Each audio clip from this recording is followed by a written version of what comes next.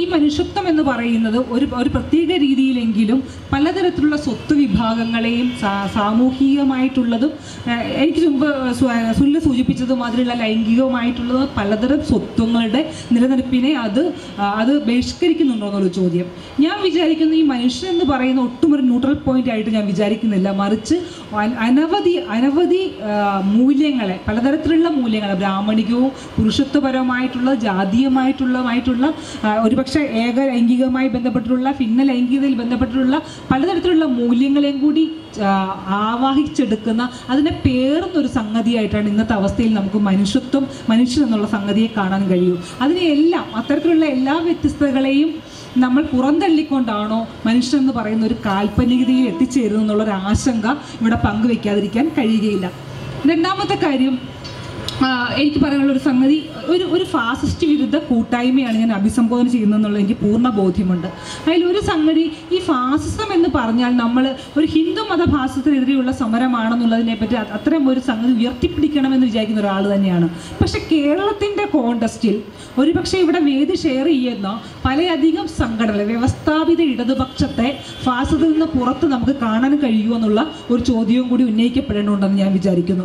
കേരളത്തിലെ 90-കൾക്ക് ശേഷം കേരളത്തിലെ ക്യാമ്പസിൽ പഠിച്ച ഒരാളെന്ന നിലയിൽ, കേരളത്തിലെ ദളിത് വിദ്യാർത്ഥി സംഘടനകളുടെ ഭാഗമാകാൻ കഴിയാൻ അങ്ങനെ ഒരു ഭാഗ്യമുണ്ടായ ഒരാളെന്ന നിലയിൽ ഞാൻ അന്വേഷിക്കുമ്പോൾ കേരളത്തിലെ എല്ലാ ക്യാമ്പസുകളും, യൂണിവേഴ്സിറ്റി സ്പേസ് അടക്കമുള്ള ക്യാമ്പസുകളിൽ ഇടതുപക്ഷ വിദ്യാർത്ഥി സംഘടനകൾ, കൃത്യമായി പറഞ്ഞിട്ടുള്ള SFI പോലുള്ള സംഘടനകൾ ഉയർത്തുന്ന, ഒരു മനുഷ്യർക്കും സംസാരിക്കാൻ ഇടമില്ലാത്ത, മുഴുവൻ വ്യത്യസ്തമായ ശബ്ദങ്ങളെയും നിശബ്ദീകരിക്കുന്ന ഒരു ശക്തമായ സാന്നിധ്യമായി ഇടതുപക്ഷ സംഘടനകൾ മാറുന്ന, പ്രത്യേകിച്ച് വിദ്യാർത്ഥി സംഘടനകൾ മാറുന്ന ഒരു കാലഘട്ടത്തിൽ ഫാസിസ്റ്റ് വിരുദ്ധ സംരംഭങ്ങളിൽ ഇത്തരം ആളുകളുടെ റോളുകളെയും സ്വന്തം പുനഃപരിശോധിക്കണമെന്ന് ഞാൻ വിചാരിക്കുന്നു. അല്ലെങ്കിൽ തന്നെ ഈ പറഞ്ഞിട്ടുള്ള ഒരു ഫാസിസ്റ്റ് പ്രവണതകളെ എത്ര കണ്ട് കൈയൊഴിയാൻ ഇത്തരം സംഘടനകൾ തയ്യാറാണ് എന്നൊരു ചോദ്യവും വളരെ പ്രസക്തമാണെന്ന് ഞാൻ വിചാരിക്കുന്നു. അത് ചോദിക്കാതെ ഒരു ഫാസിസ്റ്റ് സംഗമത്തിനും മുമ്പത്തേക്ക് പോകാൻ കഴിയില്ല എന്ന് ഞാൻ വിചാരിക്കുന്നു. രണ്ടാമതായി ഒരു കാര്യം കൂടി ഞാൻ പറയാൻ ശ്രമിക്കുകയാണ്. അതിലൊന്ന്, ഇതുമായി ബന്ധപ്പെട്ടുള്ള ഈ വേദിയിൽ ക്ഷണിക്കപ്പെട്ട സംഘടനകളുടെ ഒരു ലിസ്റ്റ് കണ്ടപ്പോൾ ഇതേപോലെ ഒരു പ്രതിഷേധം എനിക്ക് തോന്നിയിട്ടുണ്ടായിരുന്നു. അതിലൊരു പ്രധാനപ്പെട്ട കാര്യമായി ഞാൻ കരുതുന്നത്, CITയും മഹിളാ ഫെഡറേഷനും അടക്കമുള്ള സംഘടനകൾ ക്ഷണിക്കപ്പെടുന്ന ഒരു വേദിയിൽ എന്തുകൊണ്ട് മുസ്ലിം ലീഗ് പോലൊരു സംഘടനയ്ക്ക് പ്രാതിനിധ്യം കിട്ടുന്നില്ല? എന്തുകൊണ്ട് VM സുധീരനോ VT ബൽറാമോ ക്ഷണിക്കപ്പെടുന്നില്ല? ഇത്തരം ക്ഷണിക്കപ്പെടാതെ രീതിയിൽ അറിഞ്ഞോ അറിയാതെയുള്ള ഒരു എക്സ്ക്ലൂഷൻ ഈ ഒരു ഇടതുപക്ഷ കാൽപ്പനികതയിൽ നിന്നുണ്ടാവുന്നതാണെന്ന് ഞാൻ സംശയിക്കുന്നു. ആ ഒരു ഇടതുപക്ഷ കാൽപ്പനികത ഷെയർ ചെയ്യാത്ത ഒരാളെന്ന നിലയിൽ ഈ ഒരു വിമർശനം ഉന്നയിക്കേണ്ടത് എൻ്റെ രാഷ്ട്രീയ ബാധ്യതയായിട്ട് ഞാൻ കരുതുന്നു.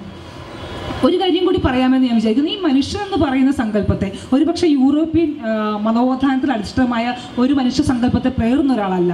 ഒരു നൂറ്റാണ്ടിലധികം ആയിട്ട് ഒരു ജനതയ്ക്ക് സമരം ചെയ്യേണ്ടി വന്നിട്ടുണ്ട് ഈ നാട്ടിലെ മനുഷ്യത്വം എന്ന് പറയുന്ന സംഗതിയിലേക്ക് പ്രവേശിക്കാൻ വേണ്ടിയിട്ട്. ദളിതർ പലതരത്തിൽ ഒരു നൂറ്റാണ്ടിലധികം നടത്തിയ ഒരു സമരങ്ങളുടെയും കൂടി ഫലമാണ്. അതുകൊണ്ട് മനുഷ്യത്വം എന്ന് പറയുന്ന തികച്ചും ഓറിയൻ്റലായിട്ടുള്ള, തികച്ചും കേരളീയമായിട്ടുള്ള ഒരു സങ്കല്പനത്തെ ഞാൻ തള്ളിപ്പറയുകയല്ല. മറിച്ച് നിങ്ങൾ മനുഷ്യനായി കടന്നു വരൂ എന്ന് പറഞ്ഞാൽ, മനുഷ്യ സംഗമത്തോട് എനിക്ക് പ്രശ്നമില്ല, പക്ഷെ നിങ്ങൾ മനുഷ്യനായി കടന്നു വരാൻ പറഞ്ഞാൽ നിങ്ങളുടെ മുഴുവൻ വ്യത്യസ്തതകളെയും നിങ്ങൾ കളഞ്ഞിട്ട് വരണമെന്ന് പറയുന്ന ഒരു നിർബന്ധം അതിനകത്തുണ്ടോ എന്ന് ഞാൻ സംശയിക്കുന്നു. മൂന്നാമത്തെ കാര്യം, എന്തുകൊണ്ട് കേരളത്തിലെ മുസ്ലിം സംഘടനകൾ ഈ ഒരു സംഗതിയിലേക്ക് ക്ഷണിക്കപ്പെട്ടില്ല എന്നുള്ളത്. അതിന് കാരണമായി ഇവിടെ പറയുന്ന പല കാര്യങ്ങളും ഒരുപക്ഷെ ഇവിടെ ഷെയർ ചെയ്യുന്ന പലതരത്തിലുള്ള ഇടതുപക്ഷ സംഘടനകൾക്കും കൂടി ബാധകമാണെന്ന് ഞാൻ കരുതുന്നു. ഒന്ന്, ഈ ഒരു പ്രത്യേക രീതിയിലുള്ള ഫാസിസത്തെ ഞാൻ ആദ്യം സൂചിപ്പിച്ചു. എന്തുകൊണ്ടാണ് ക്യാമ്പസിൽ എങ്ങനെയാണ് ഇടതുപക്ഷ സംഘടനകൾ ഒരു ഫാസിസ്റ്റ് സംവിധാനമായി മാറുന്നെന്നുള്ള കാര്യം ഞാൻ സൂചിപ്പിച്ചു. ഒരുപക്ഷെ മറ്റൊരു കാര്യം പറയാൻ കഴിയും. കേരളത്തിൽ ആദ്യമായി മോറൽ പോലീസിങ്ങുമായി ബന്ധപ്പെട്ട് വളരെ ദൃശ്യപരമായിട്ടുള്ള ഒരു പ്രതിഷേധം നടത്തിയത് മഹിളാ അസോസിയേഷനാണ് നമുക്ക് കാണാൻ കഴിയും. രാത്രി സമരത്തിന് ശേഷം സെക്രട്ടറിയേറ്റിന്റെ മുമ്പ് അടിച്ച് വൃത്തിയാക്കി ചുലുകൊണ്ട് വന്നിട്ടാണ് അവർ അതിനോട് പ്രതികരിച്ചത്. മോറൽ പോലീസിംഗ് എന്ന് പറയുന്ന ഒരു സംഗതി, പ്രത്യേകിച്ച് ഒരു ഫാസിസ്റ്റ് സ്വഭാവമുള്ള മോറൽ പോലീസിംഗ് എന്ന് പറയുന്ന സംഗതിയെ പറ്റുന്നതിൽ ഇടതുപക്ഷം പുറകിലല്ല എന്ന് നമുക്ക് കാണാൻ കഴിയും. അതുകൊണ്ട് ഫാസിസ്റ്റ് വിരുദ്ധ ശേരിയിൽ ഒരു പ്രധാനപ്പെട്ട ഒരു ഇടതുപക്ഷ ബദലാണ് ഉണ്ടാവുക എന്ന് ഞാൻ വിചാരിക്കുന്നില്ല. മറിച്ച് ഫാസിസ്റ്റ് വിരുദ്ധ ശേരിയിൽ നവസാമൂഹ്യ പ്രസ്ഥാനങ്ങളുടെ, ദളിതരുടെയും ആദിവാസികളുടെയും ഇതര ന്യൂനപക്ഷങ്ങളുടെയും മുൻകൈയിലുള്ള, ലൈംഗിക ന്യൂനപക്ഷങ്ങളുടെ മുൻകൈയിലുള്ള ഇതര സാമൂഹ്യ നവോത്ഥാന പ്രസ്ഥാനങ്ങൾക്കാണ് ഒരുപക്ഷെ വലിയ പങ്ക് വഹിക്കാൻ കഴിയുക എന്ന് ഞാൻ വിചാരിക്കുന്നു. ഇടതുപക്ഷത്തെ തള്ളിപ്പറയുകയല്ല, മറിച്ച് ഇടതുപക്ഷത്തെ പുനർനിർമ്മിച്ചുകൊണ്ടും പുനഃപരിശോധിച്ചുകൊണ്ടും അവർ മാറിക്കൊണ്ടുമായിരിക്കും ഒരുപക്ഷെ ഇടതുപക്ഷത്തിന് ഈ ഒരു സംഗതിയിലേക്ക് കക്ഷി ചേരാൻ കഴിയുള്ളൂ എന്ന് ഞാൻ വിചാരിക്കുന്നു. ഫാസിസത്തിനെതിരെയുള്ള സമരത്തോടൊപ്പം തന്നെ വളരെ പ്രധാനമാണ് നിങ്ങൾ ആരാണ് നിങ്ങളുടെ സഖ്യകക്ഷികൾ എന്നുള്ള ചോദ്യവുമെന്ന് ഞാൻ കരുതുന്നു. ഒറ്റ കാര്യം കൂടി പറഞ്ഞുകൊണ്ട് ഞാൻ അവസാനിക്കാം. എന്തുകൊണ്ടാണ് ദളിത് സ്ത്രീ എന്ന നിലയിൽ ഞാനിതിൽ പങ്കെടുത്തതെന്ന് കൂടി പറഞ്ഞുകൊണ്ട് അവസാനിപ്പിക്കാമെന്ന് കഴിയുന്നു. ഞാൻ അവിടെ ഒരു മനുഷ്യനായിട്ടല്ല പങ്കെടുക്കുന്നത്, മറിച്ച് സമൂഹത്തിൻ്റെ പലതരത്തിലുള്ള ജാതിയുടെയും സവർണ്ണ ഫാസിസത്തിൻ്റെയും പലതരത്തിലുള്ള അടിച്ചമർത്തലുകൾ പേറുന്ന ഒരു സ്ത്രീ ശരീരം എന്ന നിലയിലാണ് ഞാൻ ഇവിടെ പങ്കെടുക്കുന്നത്. അതുകൊണ്ട് തന്നെ എന്നെ സംബന്ധിച്ചിടത്തോളം ഫാസിസത്തിനെതിരെയുള്ള ഏതൊരു ചുവടുവയ്പ്പും അതിൻ്റെ പരിമിതികളുണ്ടെങ്കിലും അതിൻ്റെ കൂടെ നിൽക്കുക എന്നുള്ളത് എൻ്റെ ഒരു രാഷ്ട്രീയ ഉത്തരവാദിത്തമായി ഞാൻ കാണുന്നു. ഈ പരിപാടി കൂടുതൽ വിശാലമാകുക, ന്യൂനപക്ഷ സംഘടനകളെ, അത്തരം സംഘടനകൾക്ക് ധാരാളം പരിമിതികളുണ്ട്, അത്തരം സംഘടനകളുടെ വിമർശനവുമുള്ള ഒരാളാണ് ഞാൻ. മറിച്ച് ഇന്ത്യയിലെ സവർണ്ണ ഫാസിസത്തിനായിട്ടുള്ള എതിരായിട്ടുള്ള ഒരു സമരത്തിന് ന്യൂനപക്ഷങ്ങളെയും ന്യൂനപക്ഷ സംഘടനകളെ ഒഴിവാക്കിക്കൊണ്ട് ഒരു സാധ്യതയുണ്ടെന്ന് ഞാൻ കരുതുന്നില്ല.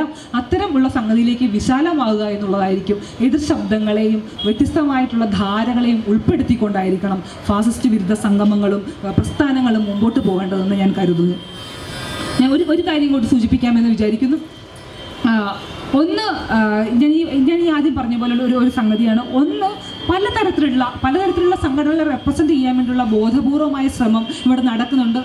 ആ കാര്യത്തിൽ സംഘാടകരുടെ പ്രത്യേക തരത്തിലുള്ള അഭിനന്ദനം അർഹിക്കുന്നുണ്ട്. അതോടൊപ്പം തന്നെ പലതരത്തിലുള്ള, ഞാൻ പറയുന്നത് ജാതീയമായിട്ടുള്ള സംഘടനകളാകാം. ഒരുപക്ഷെ മതത്തെ ഒരു കുറ്റകൃത്യമായി നമ്മൾ കാണേണ്ടതുണ്ടോ, മതവിശ്വാസത്തെ ഒരു കുറ്റകൃത്യമായി നമ്മൾ കാണേണ്ടതുണ്ടോ എന്നുള്ള ചോദ്യമുണ്ട്.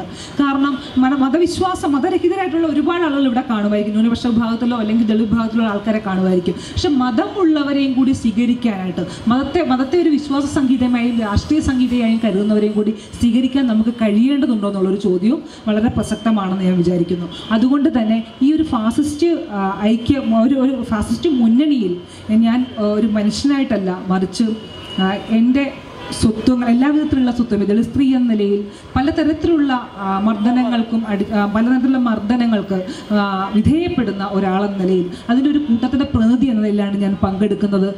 ഐക്യപ്പെടുക എന്ന് പറയുന്നത് വ്യത്യസ്തതകളോട് കൂടിയായിരിക്കണം, നമ്മുടെ കൂടെ നിൽക്കുന്നവരോട് കൂടിയല്ല, വ്യത്യസ്തകളോടുകൂടി ഐക്യപ്പെടാനും വ്യത്യസ്തകളുടെ ഒരു സഹവർത്തിത്വം ഉണ്ടാക്കിയെടുക്കുവാനും നമുക്ക് കഴിയേണ്ടതുണ്ട്. ആ സഹവർത്തിത്വത്തിലേക്കുള്ള ഭാഷയും അതിലേക്കുള്ള വഴിയും ഒട്ടും എളുപ്പമുള്ളതല്ല, മറിച്ച് അത് വളരെ വളരെ വളരെ ദുഷ്കരമാണ്. പക്ഷേ നിരന്തരമായിട്ടുള്ള വർത്തമാനങ്ങളിലൂടെയും നിരന്തരമായ പരീക്ഷണങ്ങളിലൂടെയുമായിരിക്കും ഒരുപക്ഷെ ആളുകൾക്കിടയിലുള്ള അഭിപ്രായ വ്യത്യാസങ്ങളെയും ധാരണകളെയും മാറ്റാൻ കഴിയുക എന്ന് ഞാൻ വിചാരിക്കുന്നു. അത്തരമൊരു തുറന്ന ജനാധിപത്യ ഇടമായി ഈ ഫാസിസ്റ്റ് വിരുദ്ധ സംഗമം മാറുമെന്ന് പ്രതീക്ഷിച്ചുകൊണ്ട് ഞാൻ എൻ്റെ വാക്കുകൾ അവസാനിപ്പിക്കുന്നു. സന്തോഷം.